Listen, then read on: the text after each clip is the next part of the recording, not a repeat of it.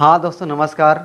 आप सभी लोगों का आपके अपने प्यारे YouTube channel physics with concept पर दिल खोल करके हार्दिक स्वागत और अभिनंदन है। तो दोस्तों आप सभी लोगों की डिमांड पर क्लास 11th का जो टॉपिक है, जो चैप्टर है, वो मैं शुरू कर रहा हूँ। लेकिन पहले बहुविकल्पी से शुरुआत कर रहा हूँ। आज दोस्तों हम लोग चैप्टर नंबर 1 का बहुविकल्पी देखेंगे। उसके बाद आप लोगों की कमेंट के हिसाब से जैसा आप लोग कमेंट करोगे फिर देखा जाएगा कि हाँ कहाँ तक मैं पढ़ा दिया हूँ, कहाँ से आप लोग चाहते हो पढ़ना, वो चीज़ें मैं वहाँ से पढ़ाऊँगा ही। लेकिन पीछे पीछे आपका जितने भी चैप्टर दोस्तों हम लोग पढ़ लिए हैं, सभी चैप्टर का बहुविकल्पी प्रश्न आपको धीरे धीरे मैं आपको देता रहूँगा। ये बहुविकल्पी प्रश्न लाने का दोस्तों उद्देश्य सिर्फ यही है ताकि आप इस बहुविकल्पी प्रश्न के माध्यम से जो चैप्टर है, अगर चैप्टर आप थोड़ा बहुत कम पढ़ पाए हो या अगर पढ़ ली भी लिए हो तो आपको उस चैप्टर की गहराई अच्छे समझ में आ जाए। दोस्तों होता क्या है, नॉर्मली हम लोग चैप्टर तो पढ़ लेते हैं, उसके कुछ आंकिक प्रश्न भी लगा लेते हैं। टोटल तो लगाते नहीं आप लोग, कुछ लगा लेते हैं। लेकिन उतना करने के बाद अगर आप बहुविकल्पी प्रश्न को देखोगे ना, तो बहुविकल्पी प्रश्न में कुछ ऐसे प्रश्न रहेंगे जो आपको लगेगा कि अरे ये तो हमने पढ़ा ही नहीं है, ये तो ऐसा लग रहा है कि हमने नाम ही नहीं सुना हुआ है। तो दोस्तों चैप्टर की गहराई, चैप्टर की अच्छे से समझ अपने को तभी आएगी जब हम लोग उस चैप्टर, जो चैप्टर पढ़ें, उस चैप्टर के कम से कम बुक में जितने क्वेश्चन दिए हैं कोशिश करें कि उतना क्वेश्चन ज़रूर ही लगाएं। तो चैप्टर की गहराई को बहुत मतलब ज़्यादा बनाने के लिए और चीज़ों को बहुत आसान बनाने के लिए मैं ये सीरीज़ आपकी सीरीज शुरू किया हूँ, ताकि हम लोग बहुविकल्पी प्रश्न के हर चैप्टर के एक एक क्वेश्चन को बढ़िया तरीके से लगा सकें। तो आज शुरुआत हो रहा है चैप्टर 1 का। ऐसी धीरे धीरे आपको वीडियो मिलती जाएगी। बाकी और जहाँ तक मैं पढ़ा दिया हूँ वहाँ की वीडियो भी आपको मैं प्रोवाइड कराऊंगा और एक प्लेलिस्ट इसकी बनाऊंगा, एक प्लेलिस्ट उसकी बनाऊंगा, ताकि आपको वीडियो रेगुलर टाइम पे मिलती रहे और आप बढ़िया तरीके से पढ़ते रहो। और क्लास 11th का सिलेबस जहाँ तक पढ़ा दिए वहाँ से आगे तो पढ़ाते ही रहेंगे ना। शुरू करते हैं आज की क्लास में। और आज की क्लास में दोस्तों हम लोग चैप्टर नंबर 1 जो भौतिक जगत फिजिकल वर्ल्ड है, उसमें सिर्फ और सिर्फ दोस्तों बहुत ज़्यादा क्वेश्चन नहीं है, सिर्फ और सिर्फ आपके क्वेश्चन है 5। सोचो सिर्फ और सिर्फ 5 क्वेश्चन है। लेकिन दोस्तों सिर्फ 5 क्वेश्चन जल्दी जल्दी पढ़ा करके उसके आंसर बता करके ये काम थोड़ी करना है। अपने को दोस्तों 5 क्वेश्चंस के माध्यम से पूरे चैप्टर की जो समरी है, पूरे चैप्टर का जो खाका है, उस खाके को हम आपके सामने रखेंगे ताकि आप इस 5 क्वेश्चंस के माध्यम से पूरे चैप्टर को बढ़िया तरीके से समझ पाएंगे। ठीक ना। तो शुरू करते दोस्तों। पहला क्वेश्चन आपके सामने आ गया है। कह रहा है कि प्रकृति में पाया जाने वाला सबसे दुर्बल बल है। प्रकृति में पाया जाने वाला सबसे दुर्बल बल है। तो दोस्तों बल वर्ड आया है, तो पहले हम लोग बल के बारे में इतना ज़रूर जानें ताकि बल कभी अच्छे से डीप में पढ़ना हो तो वहाँ पे लगे कि हाँ हमने बल कभी पढ़ा था। तो बल आया है एक वर्ड, पहले बल के बारे में बढ़िया समझते हैं। तो दोस्तों हम लोग क्लास 11th में कोशिश करेंगे कि चीज़ों को कम से कम रट्टा मारी जाए और ज़्यादा से ज़्यादा समझी जाए। ये मेरा टारगेट रहेगा आपको लेकर के कि हम चीज़ों को कम से कम याद कराने का प्रयास करेंगे और ज़्यादा से ज़्यादा आपको समझ पे याद कराएंगे कि आप इसको समझो तब आप इसको याद करो, आसानी रहेगा। चलो तो बल की परिभाषा हम लोग रट्टा नहीं मारते हैं। बल का एक फार्मूला होता है F=ma, जहाँ पे F क्या है, बल है, F क्या है, बल है, M मास बोले तो द्रव्यमान है, A बोले तो एक्सीलरेशन बोले तो त्वरण है। F दोस्तों फोर्स है, M मास है, A एक्सीलरेशन है। तो द्रव्यमान और त्वरण के गुणनफल को क्या कहते हैं, बल कहते हैं। ये परिभाषा कहाँ से बना, फार्मूले से बना। अगर फार्मूले आपको याद करना है, F=ma। तो द्रव्यमान, मास और एक्सीलरेशन का जो प्रोडक्ट होता है उसी को हम लोग क्या बोलते हैं, फोर्स बोलते हैं। द्रव्यमान और त्वरण के गुणनफल को क्या बोलते हैं, बल बोलते हैं। अब यहाँ से परिभाषा हो गई। दूसरी परिभाषा दोस्तों एक और बल की परिभाषा होती है, वो भी फार्मूले से, F=Δp/Δt। ये दूसरी परिभाषा यहाँ से बना सकते हो, जहाँ पे दोस्तों डेल्टा मतलब होता है कि परिवर्तन और P मतलब होता है संवेग। P मतलब क्या समझोगे, संवेग। ठीक ना। अच्छा, जब किसी भी चीज़ में टाइम से भाग देते हैं, टाइम से डिवाइड करते हैं, तो उस टाइम को हम लोग बोलते हैं दर। क्या बोलते हैं, दर। जैसे आपने कभी एक्सीलरेशन, त्वरण की परिभाषा याद किया हुआ है। त्वरण इक्वल टू क्या होता है, Δv/Δt। हम लोग कैसे याद करते हैं, वेग परिवर्तन की दर को। तो ये ऊपर क्या है, डेल्टा मतलब समझोगे परिवर्तन, वी मतलब वेग, तो इसको क्या पढ़ोगे पूरा, वेग परिवर्तन। और जब भी टाइम नीचे होता है उसको हम लोग क्या बोलते हैं, दर। तो वेग परिवर्तन की दर को त्वरण कहते हैं। सेम उसी तरीके से संवेग परिवर्तन की दर को बल कहते हैं। ये दोनों परिभाषाएं मैंने आपको सिखाया, कैसे दिमाग में बैठाओगे, कैसे याद रखोगे। डेल्टा मतलब होता है परिवर्तन, पी का मतलब होता है संवेग, और जब भी टाइम से नीचे डिवाइड किया जाता है उसको हम लोग बोलते हैं दर। क्या बोलते हैं, दर। तो संवेग परिवर्तन की दर को बल कहते हैं। यहाँ पे द्रव्यमान और त्वरण के गुणनफल को बल कहते हैं। तो दोनों परिभाषाएं दोस्तों मैंने आपको फार्मूले के बेस पर बताया, इसी तरीके से आपको समझना है। अब यहाँ से इसकी बात करते हैं बल के मात्रक की। बल के मात्रक की बात करते हैं तो द्रव्यमान का मात्रक होता है किलोग्राम। द्रव्यमान का मात्रक क्या होता है, किलोग्राम। और त्वरण का मात्रक होता है मीटर पर सेकेंड स्क्वायर, मीटर पर सेकेंड स्क्वायर। तो बल का मात्रक क्या निकल के आ गया, किलोग्राम मीटर पर सेकेंड स्क्वायर। इसी को दोस्तों हम लोग बोलते हैं न्यूटन। किलोग्राम मीटर पर सेकेंड स्क्वायर को हम लोग क्या बोलते हैं, न्यूटन बोलते हैं। और ये मात्रक जो निकल के आया है ये कौन सा मात्रक है, SI मात्रक है। कौन सा मात्रक है, SI या MKS, SI या MKS मात्रक है।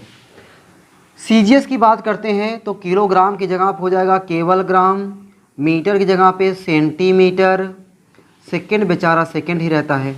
तो ग्राम सेंटीमीटर पर सेकंड स्क्वायर। देखो ध्यान से पढ़ो कैसे पढ़ते हैं, ग्राम सेंटीमीटर पर सेकंड स्क्वायर, इसी को हम लोग क्या बोलते हैं, डाइन बोलते हैं। और ये कौन सा पद्धति में है, ये CGS पद्धति में है। CGS बोले तो centimetre gram second, centimetre gram second. MKS को क्या बोलते हैं, MKS को दोस्तों हम लोग बोलते हैं metre kilogram second, metre kilogram second. CGS को सेंटीमीटर ग्राम सेकंड। ठीक, तो ये दो मात्रक हो गए बल के। अब यहाँ से एक चीज़ और याद रख लो कि 1 न्यूटन में कितना डाइन होता है। तो दोस्तों 1 न्यूटन में 10 की घाते 5 डाइन होता है।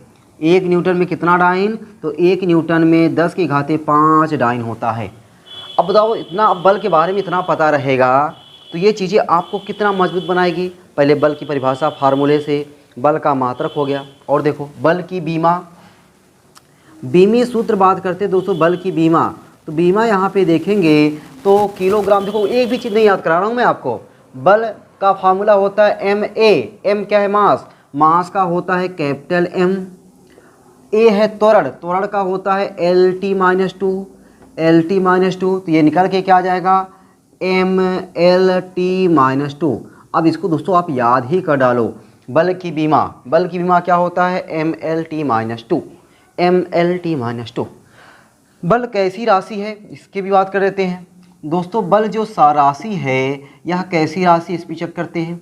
तो बल का फार्मूला क्या है, द्रव्यमान और त्वरण का गुणनफल। द्रव्यमान कैसी राशि है, अदिश। द्रव्यमान कैसी राशि है, अदिश। त्वरण कैसी राशि है, सदिश। द्रव्यमान है अदिश, त्वरण है सदिश। दोनों में से अगर दोस्तों एक भी सदिश हुआ, दोनों में से अगर एक भी सदिश हुआ तो ये 100% सदिश होगा। दोनों में से अगर दोनों अदिश हो गए तो 100% अदिश होगा। दोनों में से एक सदिश तो 100% सदिश। दोनों में से एक अदिश, एक अदिश नहीं, दोनों में से दोनों अदिश तो 100% अदिश। और दोनों सदिश हो जाएं तो अदिश भी होता है और सदिश भी होता है। दोनों सदिश हो जाएं तो अदिश भी होता है, सदिश भी होता है। ये जब हम लोग सदिश विश्लेषण एवं प्रक्षेप गति चैप्टर पढ़ेंगे, एक एक नंबर के क्वेश्चंस वहाँ पे लगाएंगे, तब ये चीज़ और आपको डीप में बढ़िया तरीके से समझाएंगे कि हाँ कब देखो सदिश हो रहा है, कब अदिश हो रहा है। ठीक ना, उस चैप्टर को आने दो। तो राशि कैसी हो गई, दोनों में से एक सदिश है तो 100% सदिश। तो बल कैसी राशि है, सदिश राशि है। बल कैसी राशि है, सदिश राशि है। दोस्तों सदिश का मतलब ही होता है कि जिसमें दिशा और परिमाण दोनों हो। सदिश का मतलब क्या होता है, जिसमें दिशा और परिमाण, सा मतलब साथ, दिशा माने दिशा, जिसमें दिशा साथ साथ हो, जिसमें दिशा साथ साथ हो उसको बोलते हैं सदिश। जिस आ मतलब नहीं, दिश माने दिशा, जिसमें दिशा ना हो उसको बोलते हैं अदिश। तो सदिश मतलब जिसमें दिशा हो, दिशा के साथ साथ क्या हो, परिमाण हो। दिशा हो, दिशा के साथ साथ क्या हो, परिमाण हो, उसको हम लोग बोलते हैं सदिश। ठीक है ना। ये दिशा, दिशा मतलब डायरेक्शन वाला दिशा, वो तुम्हारी गर्लफ्रेंड जो दिशा है ना वो नहीं, ठीक है ना। ये दिशा मतलब कौन सा दिशा, ये दिशा हो गया डायरेक्शन दिशा, दिशा हो और परिमाण हो। तो अब दोस्तों इसका मतलब है कि अगर बल सदिश राशि है तो बल में दिशा होगा, परिमाण होगा। तो परिमाण तो समझ में आया, लेकिन दिशा किधर होगा। अब ये दोस्तों दिशा किधर होगा ये डिपेंड करेगा फार्मूले पर, ये डिपेंड करेगा फार्मूले पर। अब फार्मूले से यहाँ पे लिखा हुआ है F = ma, तो अगर यहाँ पे लिखा हुआ है F = ma तो m तो द्रव्यमान हो गया, ये तो अदिश है, त्वरण सदिश है। त्वरण सदिश होने के नाते, त्वरण के सदिश होने के नाते बल सदिश हुआ है। अगर ये त्वरण अदिश रहा होता तो ये बल की औकात थी सदिश होने की, एकदम नहीं थी। तो बल सदिश तभी हुआ है क्योंकि त्वरण सदिश था, त्वरण सदिश था। तो इसका मतलब ये हुआ आपका त्वरण सदिश होने के नाते बल सदिश हुआ है। तो जिधर त्वरण की दिशा होगी उधर बल की दिशा होगी, ये फार्मूले पर। अगर एक फार्मूला मैं लिखूँ जैसे F = होता है QE, तो यहाँ पे क्यों अदिश है, ये क्या है आपका अदिश है, और ई क्या है सदिश है। तो ई सदिश होने के नाते, ई सदिश होने के नाते एफ सदिश हुआ है। तो एफ की दिशा किधर होगी, जिधर ई की दिशा होगी। और देखो बात करता हूँ, एफ = होता है q vector v cross vector B. अब देखो यहाँ पे वी और बी की जो दिशा होगी इनके परपेंडिकुलर होगी एफ की दिशा। तो मतलब डिपेंड करेगा, इस एफ की दिशा कोई एक फिक्स डायरेक्शन थोड़ी है, इसीलिए मैं कई एग्जाम्पल दे रहा हूँ, बहुत सारे एग्जाम्पल है भाई। यहाँ पे देख लो F = ΔP/ΔT, डेल्टा पी संवेग, संवेग है सदिश राशि, समय है अदिश राशि, दोनों में से एक सदिश है तो ये सदिश हुआ। अब यहाँ पे बल की दिशा किधर होगी, जिधर संवेग परिवर्तन की दिशा है उधर होगी। तो यहाँ पे बल की दिशा किधर होगी, जिधर V और B दोनों के परपेंडिकुलर दिशा जिधर होगी उधर F की दिशा हो जाएगी। तो इतना चीज़ें हमने दोस्तों बल के बारे में सीखा, बल के बारे में सीखा। जहाँ तक कि पहले चैप्टर में आपको बल की सिर्फ परिभाषा दिया हुआ है, लेकिन मैंने बल के बारे में इतना बताया। अब कभी बल आएगा तो वहाँ पे आप चीज़ें सीखोगे तो आपको लगेगा वाह भाई मज़ा आ गया, हमने ये सीख के रखा हुआ है। ऐसे दोस्तों अपने को पढ़ना है, ऐसे। अब अपने क्वेश्चन पे आते हैं, क्वेश्चन में कह रहा कि सबसे दुर्बल बल है।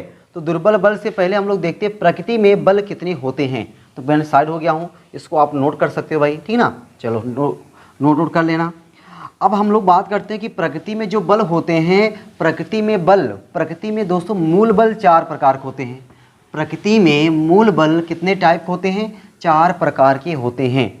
तो प्रकृति अपना नेचर जो है, नेचर में there are 4 fundamental force in nature. कितने फोर्स होते हैं, 4। तो प्रकृति में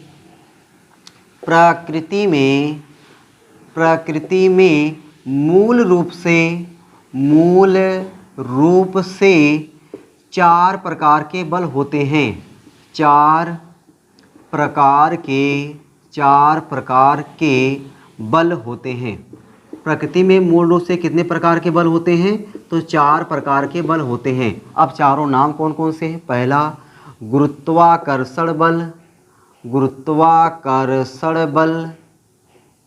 दूसरा होता है विद्युत चुंबकीय बल, दूसरा क्या हो जाएगा विद्युत चुंबकीय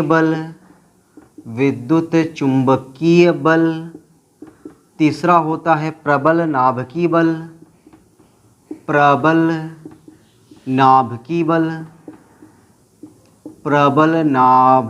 बल, और दोस्तों जो चौथा होता है क्षीण नाभिकीय बल। तो ये दोस्तों 4 प्रकार के प्रकृति में बल हैं, ठीक ना। इन्हीं चारों प्रकार के बलों से बहुत सारे बल आपको सीखने को मिलेंगे, पढ़ने को मिलेंगे। तो जब मिलेंगे तब देखा जाएगा, लेकिन अभी अपने को मूल रूप से बल कितने हैं, तो मूल रूप से 4 प्रकार के बल हैं। किसमें, नेचर में, प्रकृति में। कौन कौन से, वो सामने लिखा हुआ है गुरुत्वाकर्षण बल, विद्युत चुंबकीय बल, प्रबल नाभिकीय बल, क्षीण नाभिकीय बल। अब दोस्तों ये जो गुरुत्वाकर्षण बल है, ग्रेविटेशनल फोर्स है, ये ग्रेविटेशनल फोर्स क्या है, इस पे थोड़ा सा बात करते हैं और थोड़ा सा बात करते करते इस चीज़ों को समझाते हैं ताकि ये चीज़ें आपके दिमाग में रहेंगी, तो अभी जो क्वेश्चन आएगा ना खटाखट खटाखट आज जवाब दोगे। तो गुरुत्वाकर्षण बल की खोज किसने किया था? न्यूटन ने किया था। गुरुत्वाकर्षण बल की खोज किसने किया था? न्यूटन ने किया था।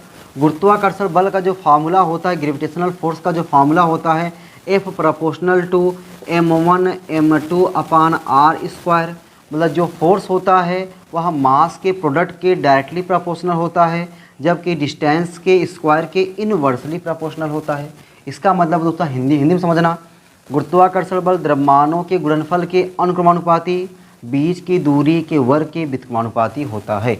गुरुत्वाकर्षण बल द्रव्यमानों के गुणनफल के अनुक्रमानुपाती एवं बीच की दूरी के वर्ग के व्युत्क्रमानुपाती होता है। प्रोपोर्शनल चिन्ह, प्रोपोर्शनल साइन जैसे ही हटाते हैं दोस्तों, यहाँ पे एक लेकर आते हैं नीतांक capital G m1 m2 upon r square, m1 m2 upon r square. ये दो बातें हो गई। दो बातें और इम्पॉर्टेंट गुरुत्वाकर्षण बल से रिलेटेड। पहला, गुरुत्वाकर्षण बल जो दोस्तों होता है केंद्रीय बल होता है, साथ ही साथ संरक्षी बल होता है। यह कैसा बल होता है? केंद्रीय बल होता है। केंद्रीय बल होता है।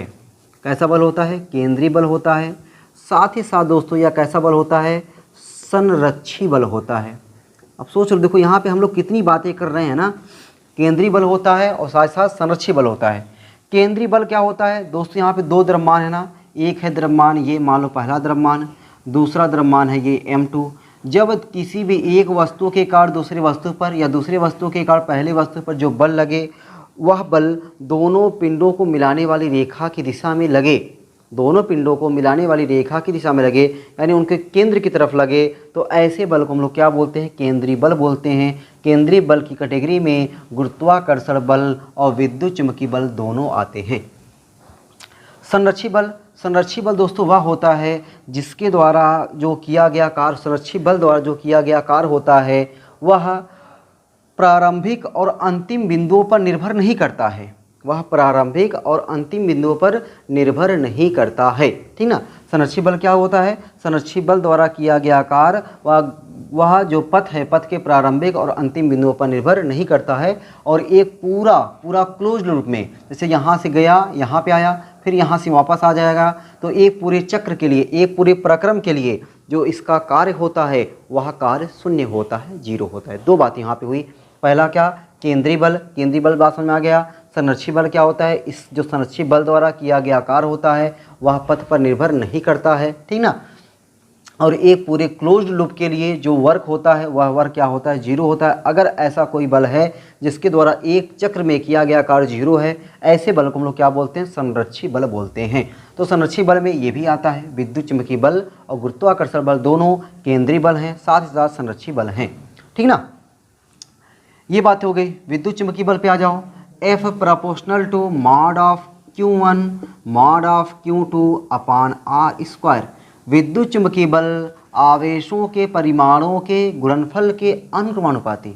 विद्युत चुम्बकीय बल आवेशों के परिमाणों के गुणनफल के अनुक्रमानुपाती, बीच की दूरी के वर्ग के व्युत्क्रमानुपाती होता है, ठीक ना।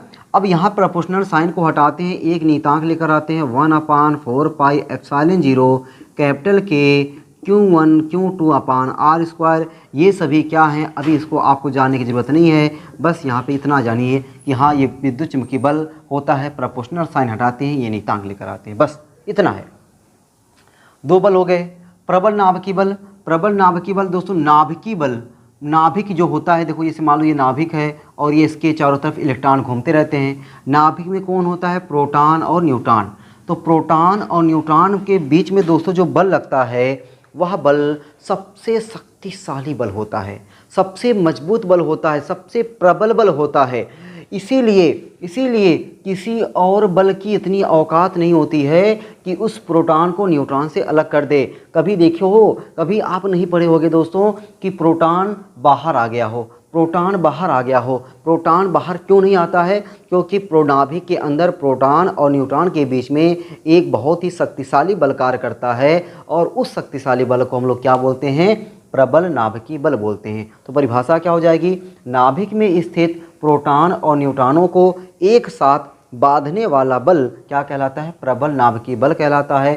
प्रबल नाभिकीय बल प्रकृति में सबसे शक्तिशाली, सबसे प्रबल बल होता है। नाम है प्रबल, उसका काम है प्रबल। क्या बात है। क्षीण नाभिकीय बल। अब दोस्तों आपको ऐसा लग रहा होगा कि क्षीण है, सबसे कमज़ोर है, सब प्रकृति में सब पाया जाने वाला बल यही सबसे कमज़ोर बल होगा, लेकिन ना, ये गलत बात है।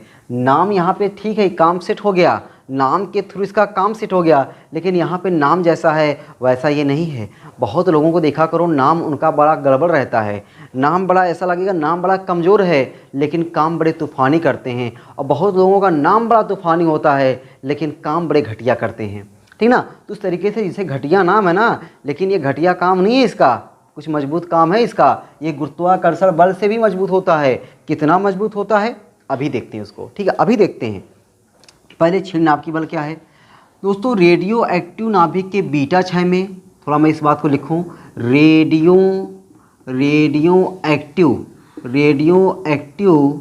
एक्टिव नाभिक के बीटा क्षय में, नाभिक के बीटा क्षय में तथा मूल कणों के बीच कार्य करने वाला बल, मूल कणों के बीच जो कार्य करने वाला बल होता है, कार्य करने वाला बल दोस्तों क्या कहलाता है? क्षीण नाभिकीय बल कहलाता है, ठीक ना। तो मैंने तीनों की परिभाषा, चारों परिभाषा बताया। गुरुत्वाकर्षण बल की परिभाषा यहाँ से कि गुरुत्वाकर्षण बल द्रव्यमानों के गुणनफल के अनुक्रमानुपाती, बीच की दूरी के वर्ग के व्युत्क्रमानुपाती होता है। फिर मैंने विद्युत चुम्बकीय बल परिभाषा बताया कि एक विद्युत चुम्बकीय बल आवेशों के परिमाणों के गुणनफल के अनुक्रमानुपाती तथा बीच की दूरी के वर्ग के व्युत्क्रमानुपाती होता है। प्रबल नाभिकीय बल बताया कि नाभिक में स्थित प्रोटॉनों और न्यूट्रॉनों को एक साथ बांधने वाला बल प्रबल नाभिकीय बल कहलाता है। क्षीण नाभिकीय बल रेडियो एक्टिव नाभिक के बीटा क्षय में तथा मूल कणों के बीच कार्य करने वाले बल को क्षीण नाभिकीय बल कहते हैं। ये दोस्तों प्रकृति में 4 प्रकार के बल पाए जाते हैं। चारों प्रकार के बल को मैंने आपके सामने समझाया। अब यहाँ से जो क्वेश्चन पूछे जाते हैं उस क्वेश्चन पे आते हैं। तो क्वेश्चन में जो मेरा क्वेश्चन था यहाँ पे दोस्तों, क्वेश्चन नंबर दूसरा, अभी तो मैं इसको बताया नहीं, तो मैं दूसरा बताऊँ तो पहले इसको मैं इरेज कर दूँ तब जाके मैं बताऊँ। ये देखो मैं इसको भी इरेज कर रहा हूँ, इसको मैं इरेज कर दिया, इरेज मैं कर दिया, ठीक। अब यहाँ पे दोस्तों जो सबसे प्रबल बल होता है, सबसे पहले मैं उसको लिखूँ। सबसे प्रबल बल आप समझ गए को कौन सा बल है? प्रबल नाभिकीय बल है। तो प्रबल, अभी क्वेश्चन नंबर दूसरा अभी मैंने नहीं कराया, देखो अभी मैं करा रहा हूँ। प्रबल नाभिकीय बल ये सबसे मजबूत बल है। उसके बाद दोस्तों आता है विद्युत चुम्बकीय बल, उसके बाद आता है आपका विद्युत चुम्बकीय बल, और तीसरे नंबर पर आता है आपका क्षीण नाभिकीय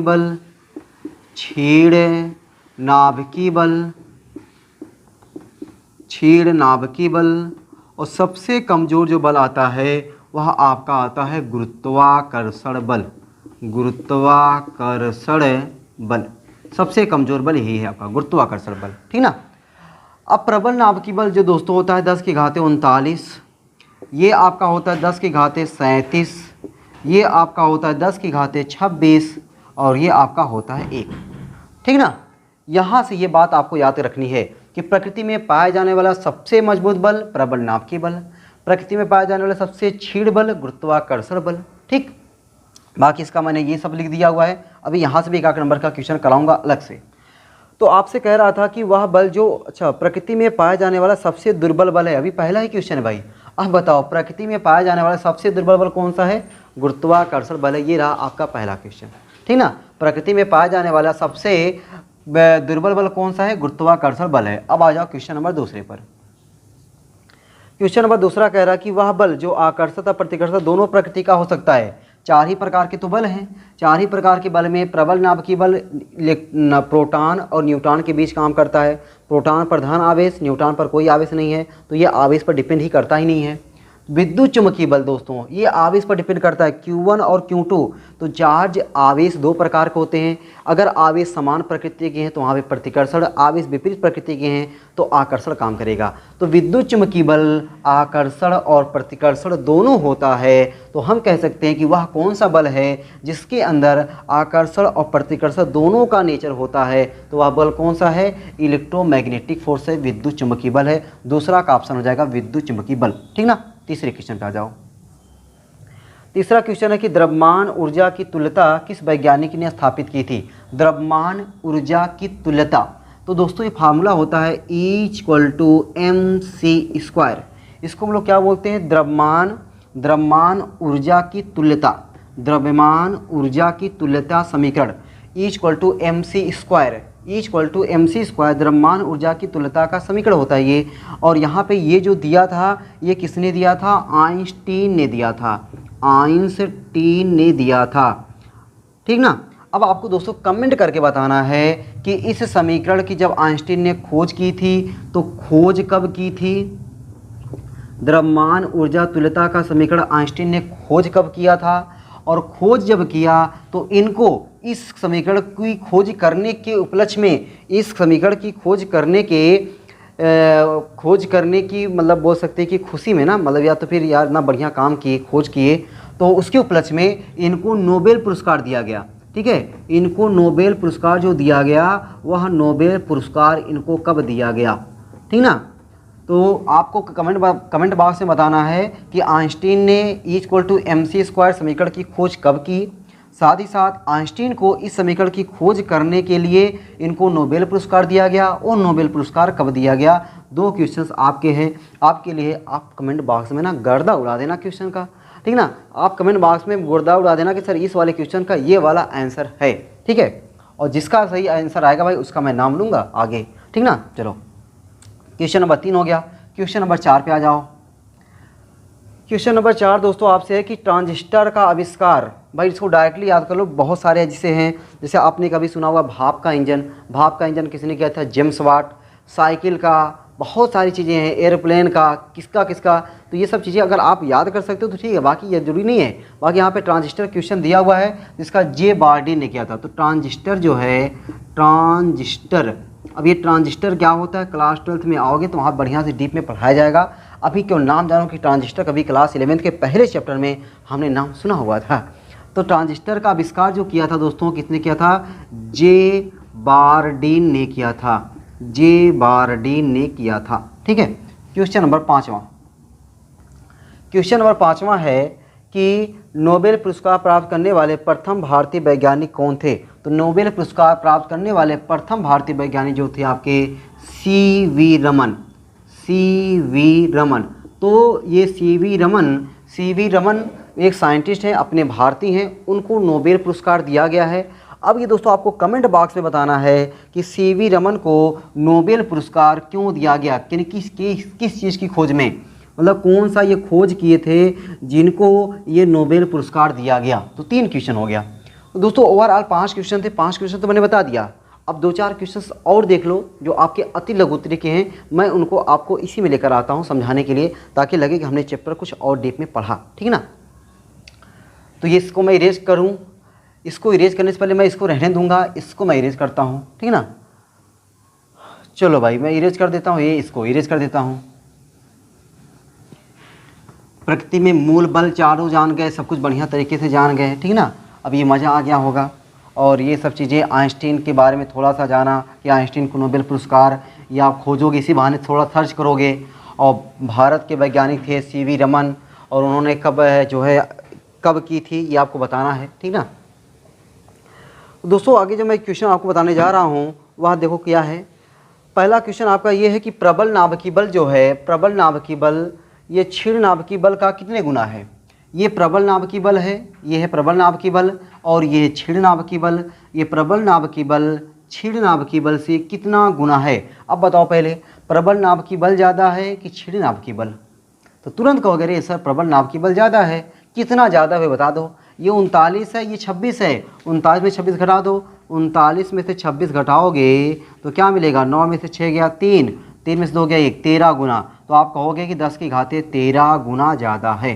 प्रबल नाभिकीय बल क्षीण नाभिकीय बल से कितना गुना ज़्यादा है? 10 की घाते 13 गुना ज़्यादा है। तो इस तरीके से भी दोस्तों क्वेश्चंस आ जाते हैं। तो ये क्वेश्चंस कब कर पाओगे? जब आपको ये चीज़ याद रहेगा तब कर पाओगे। अगर ये चीज़ नहीं याद रहा तो आप कर पाओगे क्या? नहीं कर पाओगे। तो इसीलिए आपको ये याद करना है कि प्रबल नाभिकीय बल 10 घाते 39, उसके बाद विद्युत चुम्बकीय बल 10 घाते 37, क्षीण नाभिकीय बल 10 घाते 26, गुरुत्वाकर्षण बल 1। ठीक ना? चलो आगे का क्वेश्चन और देख लो। भौतिकी में 3 मूल संरक्षण नियमों के नाम बताइए। तीन मूल संरक्षण भौतिकी में 3 मूल संरक्षण नियमों के नाम बताइए। नियमों के नाम। अब दोस्तों ज़रा यहाँ पे ये चीज़ जो आप सुनोगे ना, ये चीज़ सुनोगे वहाँ पे आपको आगे काम आने वाला है। आगे दोस्तों जब हम लोग पढ़ेंगे न्यूटन के गति विषयक नियम वगैरह वगैरह सब कुछ पढ़ेंगे ना, वहाँ पे बहुत डिटेल में काम आने वाला है इसका। यहाँ पे नाम सुने रहेंगे, वहाँ पे लगेगा हाँ पहले मैंने नाम सुना हुआ है। इसीलिए पहला चैप्टर भौतिक जगत इसीलिए दिया गया है ताकि हम लोग इसके बारे में कुछ जानते रहें, तो आगे जब पढ़ेंगे तो मज़ा आ जाएगा। ठीक ना? तो दोस्तों संरक्षण का मतलब ये होता है कि बहुत सारी ऐसी भौतिक राशियाँ होती हैं जिनका समय के साथ खर्च नहीं होता है, मतलब वो कांस्टेंट हैं। ठीक ना? वो क्या है? कांस्टेंट। जैसे ऊर्जा नाम सुने हो। ऊर्जा को ना तो उत्पन्न किया जा सकता है ना ही नष्ट किया जा सकता है। ऊर्जा को ना तो उत्पन्न किया जा सकता है और ना ही नष्ट किया जा सकता है, बल्कि इसे एक रूप से दूसरे रूप में बदला जाता है। तो ऊर्जा को हम लोग क्या कहते हैं? ऊर्जा को ना तो उत्पन्न किया जा सकता है और ना ही नष्ट किया जा सकता है, बल्कि इसे एक रूप से दूसरे रूप में बदला जा सकता है। जिस तरीके से ऊर्जा क्या हुआ? संरक्षण नियम का पालन करता है। उसी तरीके से दोस्तों और भी चीज़ें हैं, वो चीज़ें क्या हैं उनका नाम आपको जानना जरूरी है। तो जैसे मैंने क्या बताया आपको, ऊर्जा संरक्षण का नियम, उसी तरीके से आपको 3 पूछा हुआ है, मैं आपको 5 बताने जा रहा हूँ। ऊर्जा संरक्षण हो गया, उसके बाद आप देखो आवेश संरक्षण का नियम। जिस तरीके से ऊर्जा को ना तो उत्पन्न किया जा सकता है ना ही नष्ट किया जा सकता है, उसी तरीके से आवेश को ना तो उत्पन्न किया जा सकता है और ना ही नष्ट किया जा सकता है, बल्कि आवेश एक वस्तु से दूसरे वस्तु में स्थानांतरित होता है। क्या होता है? स्थानांतरित होता है। तीसरा देखना भाई, ये पहला हो गया, ये दूसरा हो गया, ये तीसरा देखो आपका रेखीय संवेग संरक्षण का नियम। रेखीय संवेग संरक्षण। दोस्तों अगर कोई ऑब्जेक्ट है, इस ऑब्जेक्ट पर अगर कोई बाह्य बल ना लगाया जाए, अगर किसी वस्तु पर कोई बाह्य बल ना लगाया जाए, तो उसका जो कुल संवेग होता है वह कुल संवेग क्या होता है? संरक्षित रहता है। इसे हम लोग बोलते हैं रेखीय संवेग संरक्षण का नियम। क्या बोलेंगे? रेखीय संवेग संरक्षण का नियम। यानी बाहर से कोई बल ना लगाया जाए तो उसका कुल संवेग संरक्षित रहता है, यही कहलाता है रेखीय संवेग संरक्षण का नियम। चौथा, रेखिक जगह बना दो कोणीय। रेखिक जगह क्या बना दोगे? कोणीय संवेग संरक्षण का नियम। कोणीय संवेग संरक्षण का नियम। अब दोस्तों जब रेखीय होता है तो वहाँ पे बल लगता है, रेखीय रहेगा तो वहाँ पे बल लगेगा। जब कोणीय रहेगा तो वहाँ पे क्या लगेगा? बल आघूर्ण लगेगा। वही बल का काम यहाँ पे बल करता था और यहाँ पे बल आघूर्ण कर रहा है। ठीक ना? रेखीय संवेग में बल का काम बल करेगा, कोणीय संवेग में बल का काम बल आघूर्ण करेगा। तो अगर किसी वस्तु पर कोई बल आघूर्ण कार्य ना करे या बल आघूर्ण शून्य हो तो उसका कुल कोणीय संवेग संरक्षित रहता है। ठीक ना? पांचवा, अभी आइंस्टीन वाला समीकरण, द्रव्यमान ऊर्जा तुल्यता समीकरण। द्रव्यमान ऊर्जा तुल्यता। इसका मतलब हुआ दोस्तों कि द्रव्यमान और ऊर्जा ये नष्ट नहीं होंगे। अगर द्रव्यमान नष्ट होगा तो ऊर्जा में कन्वर्ट हो जाएगा, ऊर्जा नष्ट हो जाएगी द्रव्यमान हो जाएगा। मतलब अगर ऊर्जा कम हुआ तो द्रव्यमान ज़्यादा हो जाएगा, द्रव्यमान कम हुआ तो ऊर्जा ज़्यादा हो जाएगा। तो मतलब द्रव्यमान ऊर्जा, इसे हम लोग बोलते हैं द्रव्यमान ऊर्जा समीकरण। मतलब ना तो ऊर्जा का क्षरण हो रहा है ना तो द्रव्यमान कुछ नष्ट हो रहा है। ये दोनों अगर द्रव्यमान नष्ट हो रहा है तो ऊर्जा ज़्यादा हो जा रही है, ऊर्जा नष्ट हो जा रहा है तो द्रव्यमान बढ़ जा रहा है। तो इस तरीके से हम लोग कह सकते हैं कि ये क्या होते हैं, संरक्षण नियम का पालन करते हैं। तो ये दोस्तों नाम आपको पता होना चाहिए, ऊर्जा संरक्षण का नियम, आवेश संरक्षण का नियम, रेखीय संवेग संरक्षण का नियम, कोणीय संवेग संरक्षण का नियम, द्रव्यमान ऊर्जा तुल्यता का संरक्षण, तुल्यता का संरक्षण, तुल्यता का संरक्षण। तो ये है नाम। अब अपने मन से जरूर नहीं हर जगह बोल दोगे या इसके समय इसका संरक्षण, जैसे मैं नाम दे दूं आपको, बल संरक्षण का नियम, वेग संरक्षण का नियम, त्वरण संरक्षण का नियम, ऐसे नहीं दे सकते आप, ठीक ना। तो ये 5 चीज़ें हैं जो संरक्षण नियम का पालन कर रही हैं, ठीक ना। तो इतने क्वेश्चन हो गए दोस्तों आपको, ये क्लास 11th टॉपिक से जितनी भी चीज़ें थी मैंने आपको समझाया, ठीक ना। एक क्वेश्चन और देख लो जरा, जैसे ये चंद्रमा है, चंद्रमा दोस्तों आपको पता है जो चंद्रमा होता है वह चंद्रमा क्या करता है, पृथ्वी के चारों ओर, जो चंद्रमा है वह चंद्रमा क्या करता है, पृथ्वी के चारों ओर चक्कर लगाता है। तो चंद्रमा पृथ्वी के चारों ओर चक्कर क्यों लगाता है, ठीक ना। इसी मूल बलों में से एक क्वेश्चन है ये, चंद्रमा जो है वह पृथ्वी के चारों ओर चक्कर क्यों लगाता है, क्यों पीछे पड़ा है चंद्रमा पृथ्वी के, चंद्रमा पृथ्वी के पीछे क्यों पड़ा है। तो चंद्रमा दोस्तों पृथ्वी के पीछे इसलिए पड़ा है क्योंकि पृथ्वी और चंद्रमा के बीच में, पृथ्वी और चंद्रमा के बीच में काम करता है गुरुत्वाकर्षण बल, और गुरुत्वाकर्षण बल का दोस्तों जो रेंज होता है वह रेंज बहुत ज़्यादा होता है। रेंज क्या होता है, बहुत ज़्यादा होता है। गुरुत्वाकर्षण बल और विद्युत चुम्बकीय बल का रेंज बहुत ज़्यादा होता है, जबकि छेड़नाभिकीय बल और प्रबल नाभिकीय बल का रेंज बहुत कम होता है। ये केवल न्यूक्लियस के अंदर काम करते हैं, जबकि ये इनका रेंज बहुत दूर तक होता है, बहुत ज़्यादा होता है, ठीक ना। तो इस तरीके से हमने चैप्टर नंबर 1 भौतिक जगत, जो केवल सिर्फ और सिर्फ 5 क्वेश्चन नहीं बताया दोस्तों, हमने 5 क्वेश्चंस के जरिए हमने पूरे चैप्टर के बारे में अच्छे तरीके से समझाया। अब अगर आपने चैप्टर 1 नहीं भी पढ़ा हुआ है, ये केवल वीडियो देख लीजिए, और वीडियो देखने के बाद कुछ इंपॉर्टेंट चीज़ें जहाँ पे आप चैप्टर केवल नोट्स बनाए हो, उस नोट्स के पीछे जितनी बातें मैंने आपको बताया उस सब बातों को ज़रूर लिख लीजिए।